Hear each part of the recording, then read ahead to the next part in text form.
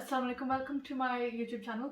Today we have our guest here, Mazhar Bukhari, who is also a journalist who's worked for a variety of TV channels, and fortunately he's also my father. I did have quite a few questions on my TikTok videos in regards to basically him. And okay, so we'll be asking him some questions today in Urdu. Some might be partly in English just because my Urdu isn't brilliant. And hopefully it'll answer all of your questions that you have in regards to my dad. Okay, so first question first. Who is Mazhar Bukhari? Mazhar Bukhari, fortunately your dad.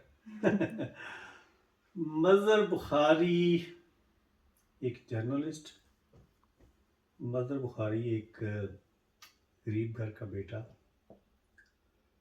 مظہر بخاری ایک اسٹرگلر جس نے ساری زندگی struggle کی اور مختلف شعبہ زندگی میں بچپن سے لے کے اب تک یہ بدقسمتی سمجھ لیں، لیکن یہ میری طرح کے جو پاکستان کے 90%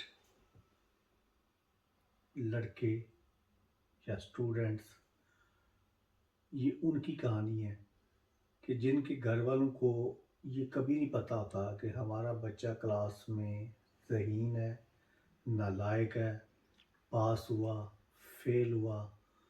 جب وہ پاس ہوتا ہے تو جشن نہیں منایا جاتا، جب وہ فیل ہوتا ہے تو افسوس نہیں کیا جاتا، اس کے پیچھے کوئی بھاگنے والا نہیں ہوتا، کوئی اس کو ٹیوشن لے کے جانے والا نہیں ہوتا، کوئی اس کو اسکول چھوڑنے والا نہیں ہوتا، کوئی اسکول سے لے کے آنے والا نہیں ہوتا۔ تو وہ جو ہوتا ہے اس کی اسٹرگل بچپن سے شروع ہو جاتی ہے، اس کو پتہ ہوتا ہے کہ میں نے ہی کرنا جو کچھ کرنا ہے، اس کی خوشی میں کوئی خوش نہیں ہے، اس کی غمی میں کوئی غم نہیں کر رہا۔ تو یہ بدقسمتی سمجھ لیں یا خوش قسمتی سمجھ لیں، میرا تعلق بھی ایسے ہی ایک گھرانے سے ہے جو پاکستان کی مور دین 85% پاپولیشن ہے۔ 15% جو ہے وہ ایلیٹ کلاس ہے، یا وہ لوگ ہیں جو پڑھے لکھے والدین، ان کو پتہ ہے کہ بچوں کو کس طرح پڑھانا ہے۔ لیکن میں ان میں سے ہوں جو جن کے والدین پڑھے لکھے نہیں تھے، اور نہ ہی ان کا کوئی کمپٹیشن ہے اسکول میں، کیونکہ میں گاؤں کے اسکول میں پڑھا ہوں، تو وہاں پہ جو میری کلاس کے لڑکے تھے وہ میرے ہی گاؤں کے تھے، تو ظاہر ہے جب میرا یہ حال تھا تو ان کا بھی یہی حال تھا۔ تو میرے سامنے کمپٹیشن کوئی نہیں تھا، لیکن میں اپنا کمپٹیشن خود تھا۔ مجھے شوق تھا پڑھنے کا، آگے بڑھنے کا، بس اس شوق کی تکمیل کے لیے میں لگا رہا، محنت کرتا رہا، اور آج میں جو کچھ ہوں وہ میرے غریب والدین کی دعائیں ضرور ہیں۔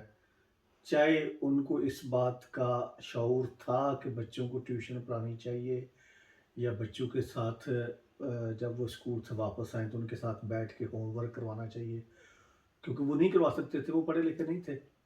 ہاں البتہ وہ دعائیں ضرور دیتے تھے۔ جب میں صبح اسکول جاتا تھا تو میری ماں میرا ماتھا چوم کے مجھے دعا دیتی تھی، جب میں واپس آتا تھا تو میری ماں مجھے گلے لگا کے دعا دیتی تھی۔ تو میں وہ مظہر بخاری ہوں جو ہر گھر میں 85% پاپولیشن جو ہے پاکستان کی، اس 85% گھروں میں جو پل رہے ہیں بچے، وہ سب مظہر بخاری ہیں۔ As a child آپ نے بہت اسٹرگل کیے، but as a father آپ کا سب سے پراؤڈسٹ مومنٹ کیا تھا؟ ایز اے فادر پراؤڈسٹ مومنٹ کسی بھی باپ کے لیے جو سب سے پراؤڈسٹ مومنٹ ہوتا ہے یا جس پہ وہ فخر کرتا ہے، وہ آبویسلی اس کی اولاد ہوتی ہے، اور جو کمیاں خود میں رہ گئی ہوتی ہیں، جو والدین آپ کو پرووائڈ نہیں کر سکتے، جب وہ سب کچھ آپ دیتے ہیں اپنی اولاد کو، یا جو آپ بننا چاہتے ہیں جب وہ آپ نہیں بن سکتے، تو آپ کی اولاد اگر اس جگہ پہ اس مقام پہ پہنچتی ہے تو وہ پراؤڈسٹ مومنٹ ہوتا ہے۔ اور میں سمجھتا ہوں کہ میرے بچے جو ہیں ماشاء اللہ سارے ذہین ہیں، اچھا پڑھ رہے ہیں، اور جب کوئی بچہ ڈگری لیتا ہے تو وہ پراؤڈسٹ مومنٹ ہوتا ہے۔ سو آبویسلی میرے گھر میں چونکہ آپ سب سے بڑی تھیں، آپ نے سب سے پہلے ڈگری لی، that was proudest moment. Thank you. So without giving a political answer, آپ کے 6 بچوں میں سے آپ کا سب سے فیورٹ بچہ کون سا تھا؟ یہ ایسے ہی ہے کہ مجھے اگر میرے یہ ہاتھ کی 5 انگلیاں ہیں تو آپ ایک انگلی مروڑو اور بولو کہ مجھے بتائیں کہ کون سی انگلی میں زیادہ درد ہوتا ہے، تو میں نہیں ایکسپلین کر سکتا، کیونکہ یہ میرے جو 6 بچے ہیں وہ میرے ہاتھوں کی 5 انگلیوں کی طرح ہیں، اور مجھے سبھی پیارے ہیں۔ فیوریٹزم تھوڑا بہت جو ہوتا ہے وہ ہوتا ہے گھر میں، کچھ بچے ایسے ہوتے ہیں ان کی عادات و اطوار ہر بچے کی ڈفرینٹ ہوتی ہے۔ ہم لوگ 4 بھائی اور 2 بہنیں تھے تو ہم سب کی عادتیں مختلف تھیں، تو اسی طرح گھر میں ایسے ہی ہوتا ہے کہ کچھ بچے ماں کو زیادہ پسند ہوتے ہیں، کچھ بچے باپ کو زیادہ پسند ہوتے ہیں، لیکن بیک وقت وہ دونوں والدین کی آنکھوں کا تارا ہوتے ہیں۔ تو میرے لیے میرے سارے بچے ہی بہت پیارے ہیں، لیکن میری 2 بیٹیاں جو ہیں وہ مجھے کیونکہ وہ بچپن سے میرے ساتھ زیادہ اٹیچ تھیں، جن میں ایک مہوش اور ایک چشپا۔ اچھا okay, so next question, journalism ہی کیوں؟ ویل جرنلزم ہی کیوں، یہ تو مجھے بھی نہیں پتا تھا کہ میں ایک جرنلسٹ بنوں گا، نہ ہی کبھی سوچا تھا۔ اور سچی بات ہے کہ میں اردو میڈیم اسکول میں پڑھا ہوں، انگلش میڈیم اسکول میں نہیں پڑھا، تو مجھے شاید اسکول کے دور میں تو جرنلزم کے میننگ کا بھی نہیں پتا تھا۔ ہاں میرے اندر جس طرح آپ دنیا کے جتنے پوئٹ ہیں ان سب کی بکس پڑھ لیں تو آپ شاعر نہیں بن سکتے، اسی طرح لوگ یہ سمجھتے ہیں کہ جرنلزم جا کے یونیورسٹی تک آپ جائیں، آپ ڈگری لیں جرنلزم کی تو آپ جرنلسٹ بن جائیں گے، تو ایسا نہیں ہوتا۔ کچھ چیزیں اللہ تعالیٰ نے آپ کے اندر پیدا کی ہوتی ہیں، بچپن سے ہی وہ آپ کے جین میں ہوتی۔ تو میرے ساتھ یہ تھا کہ مجھے بچپن سے اسکول میں کیونکہ جب ہم لوگ پڑھتے تو اس وقت جمعہ کو چھٹی ہوتی تھی اسکول میں، اب تو شاید سنڈے کو ہوتی، تو جمعے کے دن چھٹی ہوتی تھی، تو جمعرات کے دن ایسا ہوتا تھا کہ ہمارے اسکول میں ہاف ٹائم کے بعد بزم ادب ایک پروگرام ہوتا تھا۔ اب وہ جو سارے کلاسز کے بچے تھے وہ اس پروگرام کو ناپسند کرتے تھے، کیونکہ اس میں کسی کو نعت پڑھنی پڑتی، کسی کو تلاوت کرنی پڑتی، کسی کو کوئی گانا یا قومی ترانہ پڑھنا پڑتا، کسی کو اسپیچ کرنی پڑتی، تو وہ سارے بچے جو تھے وہ موسٹلی اس طرح کوشش کرتے کہ ہم جمعرات کو چھٹی کر لیں تاکہ ہمیں وہ سب نہ کرنا پڑے۔ لیکن میں وہ واحد طالب علم تھا اپنے اسکول کا کہ میں ٹیچرز کے پیچھے پیچھے ہوتا تھا جی کہ بزمت مس کیوں ہوا ہے اس جمعرات کو۔ تو مجھے اسپیچ کا بہت شوق تھا، اور اسکول کے زمانے میں مجھے یاد ہے کہ سیرت النبی کے موضوع پہ ایک جلسہ ہوا جس میں مجھے ڈسٹرکٹ میں فرسٹ پوزیشن ملی، اور اس وقت جو ہمارے ڈسٹرکٹ ایجوکیشن آفیسر تھے انہوں نے خود مجھے وہ پرائز بھی دیا۔ تو مجھے ڈیبیٹ کا شوق تھا، میں اپنے ٹیچرز کے ساتھ سرکھپائی کرتا تھا، اور بہت دفعہ ایسا ہوتا تھا کہ میرے ٹیچر مجھ سے اریٹیٹ ہو جاتے تھے کہ میں ایک مطلب کلاس میں اسٹوڈنٹ اٹھتے نہیں ہیں کویشچن کرنے کے لیے، تو مجھے کویشچن کرنا بہت اچھا لگتا تھا اور جاننا ہر چیز کو۔ تو شاید وہی تھا میرے اندر، وہ جو جاننے کا جنون تھا، اسی کو جرنلزم کہتے ہیں۔ تو بس سمجھ لیں کہ بائی ایکسیڈنٹ یہ آپ کہہ سکتے ہیں، there was not any kind of planning behind it. Okay, so as a journalist زندگی میں کون کون سے خطرات کا سامنا کرنا پڑا آپ کو؟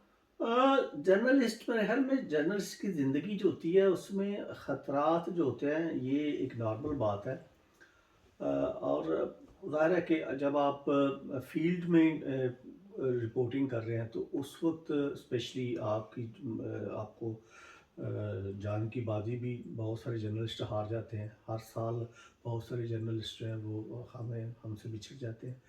تو ایز اے جرنلسٹ ظاہر ہے میں نے بہت سارے خطرات کا سامنا نہیں کیا، کیونکہ میں نے فیلڈ میں بہت کم رپورٹنگ کی ہے، ایز اے اینکر ہی میں کام کرتا رہا ہوں۔ ہاں 2 دفعہ مجھے ایسا موقع ملا، ایک دفعہ تو میں ایک ڈاکومنٹری بنانے کے لیے گیا جس کا نام تھا کربلا سے شام، تو میں پہلے شام میں نے 6-7 دن وہاں پہ کوریج کی، اور باقی جو تھی وہ میں نے عراق میں ساری کوریج کرنی تھی، کیونکہ سارے جو دیارات ہیں وہ کربلا میں، بغداد میں، کاظمین میں۔ تو مجھے شام میں بہت سارے لوگوں نے کہا جی کہ بہت رسک ہے اس وقت، کیونکہ صدام کی حکومت جا چکی تھی اور امریکن کنٹرول تھا, بمباری ہوتی تھی ڈیلی بیسس پہ. تو مجھے انہوں نے کہا جی کہ بہت خطرات ہیں, لوگ وہاں پہ زیارات کے لیے بھی نہیں جا رہے, تو آپ یہ خطرہ نہ مول لیں.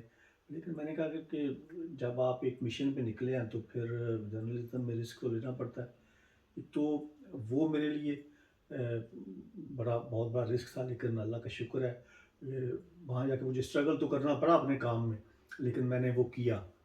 اور جو سیکنڈ ٹائم تھا میرے لیے وہ جب محترمہ بینظیر بھٹو اپنا ایگزائل ختم کر کے پاکستان گئیں, تو ان کو بھی بہت تھریٹ تھے. لوگوں نے کہا جی کہ آپ نہ پاکستان جائیں محترمہ کو, کہ آپ کی جان کو خطرہ ہے. لیکن محترمہ نے وہ رسک لیا, اور میں ان چند صحافیوں میں تھا جو محترمہ کے ساتھ جنہوں نے ٹریول کیا. اور کراچی میں کارساز کے مقام پہ 2 بہت بڑے بم بلاسٹ پہ میں پاکستان کی تاریخ کے سب سے بڑے بلاسٹ تھے, جس میں 240 سے زیادہ لوگ جو ہے وہ شہید ہوئے, اور میں اس میں انجرڈ ہوا. لیکن میرے لیے سب سے جو بڑا اس وقت جب میں زخمی تھا, بلیڈنگ ہو رہی تھی, میں زخمیوں کو اٹھا کے گاڑیوں میں ڈال رہا تھا, اور ساتھ ہی ساتھ میرے ساتھ جو مسئلہ تھا وہ یہ تھا کہ میرے گھر والوں کو پتہ نہ چل جائے. تو میں نے اپنے چینل والوں کو کال کی, تو میں نے کہا کہ یہ خبر بریک نہیں کرنا پلیز, کیونکہ میں نے اپنے گھر والوں کو فون کر کے کہہ دیا کہ میں بالکل ٹھیک ہوں. تو بہرحال پھر بھی خبر جو ہے چل گئی. تو وہ وقت جو ہوتا ہے وہ اس وقت آپ کے پاس کوئی چارہ نہیں ہوتا کہ آپ خود کو سنبھالیں. آپ کے گھر والے چونکہ وہ آپ کو دیکھ نہیں رہے, وہ زیادہ پریشان ہیں, تو آپ نے گھر والوں کو بھی سنبھالنا ہے, آپ نے آپ کو بھی سنبھالنا ہے. اور سب سے بڑی بات یہ ہوتی ہے کہ آپ نے سینسز میں رہنا ہے. تو صحافی کے لیے ہمیشہ خطرات ہوتے ہیں, تو بس ایسے ہی چلتا رہتا ہے. آپ نے بہت سارے انٹرویوز کیے ہیں اپنی لائف میں, آپ کا سب سے فیوریٹ انٹرویو کون سا تھا؟ میرے خیال میں نے گو کہ میری انٹرسٹ جو ہے وہ پالیٹکس ہے, لیکن میں نے اس کے ساتھ ساتھ بہت سارے جو پرسنالٹیز جن کا تعلق انٹرٹینمنٹ کی دنیا سے ہے, میں نے ان کے بھی انٹرویوز کیے. سنگر, شاعر, ادیب, بہت سارے لوگوں کے. احمد فراز صاحب مرحوم, اللہ تعالیٰ ان کو جنت نصیب کرے, بہت بڑا نام شاعری کی دنیا کا. تو ان کی زندگی کا جو آخری انٹرویو ہے وہ شاید میرا انٹرویو جو میں نے ان سے کیا. محترمہ بینظیر بھٹو کا میں نے انٹرویو کیا, اور پرویز مشرف صاحب کا انٹرویو کیا, اور بہت سارے جتنے بھی بڑے بڑے نام ہیں پاکستان پالیٹکس میں, سب کے میں نے انٹرویو کیے. محترمہ بینظیر بھٹو کا انٹرویو مجھے زیادہ دلچسپ لگا, اس لیے کہ وہ میرے خیال میں نے ان سے زیادہ ذہین خاتون کوئی نہیں دیکھی. کہ جرنلسٹ جب سوال کرتے تھے تو سوال ابھی آدھا آپ کے منہ میں ہوتا تھا تو ان کا جواب شروع ہو جاتا تھا. تو بہت اچھا لگا ان سے انٹرویو کر کے, اور شاید وہ میری فیوریٹ پرسنالٹی بھی ہیں پالیٹکس میں, شاید اس لیے بھی کچھ ہوتا ہے تھوڑا بہت انفلوئنس. تو محترمہ بینظیر بھٹو ظاہر وہ مجھے بہت مطلب ہے کہ ان کا انٹرویو کر کے مجھے لطف آیا. اپنی زندگی کے سب سے ایموشنلی لوویسٹ پوائنٹ کے بارے میں بتائیں. کوئی نہیں, اس لیے کہ میں نے اپنے آپ کو اتنا اسٹرانگ رکھا ہے کہ کوشش ہمیشہ کرتا ہوں کہ اب جا کے مجھے لگا ہے ایسے کہ جب آپ والدین بن جاتے ہیں نا تو پھر شاید آپ کچھ زیادہ ایموشنل رہتے ہیں, ہر وقت آنکھوں میں نمی سی رہنے لگتی ہے, جیسے موسم آ جاتا ہے نا برسات کا. تو اولاد کو اگر کوئی پریشانی ہو, اولاد کے ساتھ کوئی دکھ ہو تو وہ نہیں دیکھا جاتا. لیکن ہاں, سیڈسٹ مومنٹ میری زندگی کا یہ ضرور میں بتانا چاہوں گا کہ میں بہت زیادہ اٹیچ تھا اپنی والدہ کے ساتھ, کیونکہ والد جو تھے انہوں نے ہماری پرورش نہیں کی. مطلب کہ وہ سعودی عرب میں رہے, ہم لوگ والدہ کے زیر سایہ ہی پلے بڑے, جوان ہوئے. تو والدہ کو جب دفن کیا تو وہ جو مومنٹ تھا, لیکن میں نے اتنا اسٹرانگ اپنے آپ کو کیا کہ کیونکہ میری بہنیں, میرے بھائی سارے جو تھے, مجھ سے بڑے بھی اور چھوٹے بھی, وہ سارے رو رہے تھے, چلا رہے تھے. اور میں نے کوشش کی کہ میں اپنے آنسو نہ بہاؤں سب کے سامنے، اور میں نے اپنے آپ کو بہت مضبوط رکھا، لیکن پھر میں اپنے کمرے میں جا کے بہت رویا. تو ظاہر ہے والدہ کا رشتہ ہی ایسا ہوتا ہے، میرے خیال میں دنیا کا ہر شخص جو ہے وہ اپنی والدہ کے ساتھ اٹیچ ہوتا ہے، تو بس ایسے.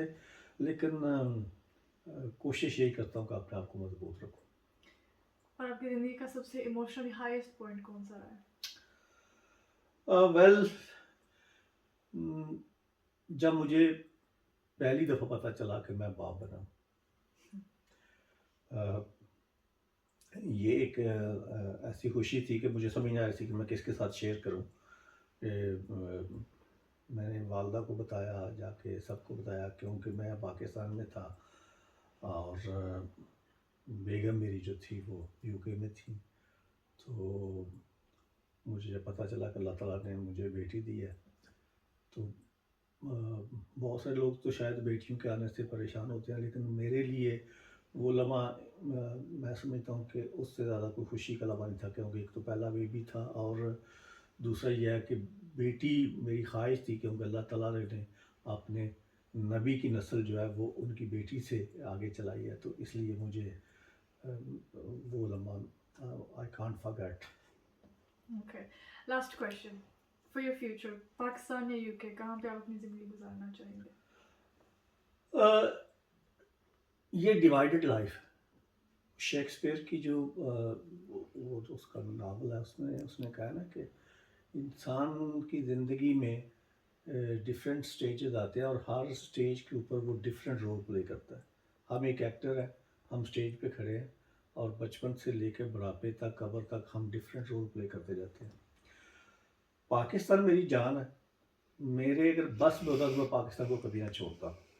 لیکن جب آپ کی اولاد ہو جاتی ہے تو آپ کی ٹاپ پرائرٹی آپ کی اولاد ہوتی ہے. تو جب آپ سوچتے ہیں کہ جی آپ اپنے ملک جائیں، اپنے وطن جائیں، اپنے دوستوں یاروں رشتہ داروں کے ساتھ جا کے زندگی گزاریں، لیکن ساتھ ہی آپ کے ذہن میں یہ سوال بھی آتا ہے کہ وہ سب تو اپنی اپنی زندگی میں سیٹلڈ ہے، کس کے پاس آپ کے لیے ٹائم ہے؟ آپ کا رشتہ تو صرف آپ کی اولاد سے ہے. تو جب آپ یہ دیکھتے ہیں کہ آپ کی اولاد یو کے میں ہے، تو یا تو آپ اولاد کو ساتھ لے کے چلے جائیں، تو پھر آپ خوش رہ سکتے ہیں، ورنہ میرا نہیں خیال کہ اولاد کے بغیر آپ چھٹیاں تو گزار سکتے ہیں جا کے کہیں، لیکن ہمیشہ کے لیے اولاد سے دور رہنا جو ہے یہ ممکن ہے. Okay. That was the last question. Thank you so much for giving us 20 minutes of your time. I'm sure you're a very busy man and you have a lot to do. Thank you so much. And I'm sure all of my subscribers will be very happy to see. And guys, keep watching and make sure you subscribe to my channel.